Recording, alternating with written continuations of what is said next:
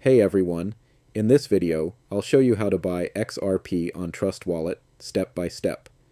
Let's get started. First, open the Trust Wallet app on your phone. Log in using your passcode, Face ID, or fingerprint. Once you're logged in, tap the search icon in the top right corner. This will open the token search page. In the search bar, type XRP. From the results, find XRP on the XRP network, then tap on it. You should now be on the XRP token page. To buy XRP, tap the Buy button. Next, enter the amount you want to purchase. You'll see several payment options including credit or debit card, Google Pay, Apple Pay, PayPal. Choose the payment method that works best for you, then tap Continue.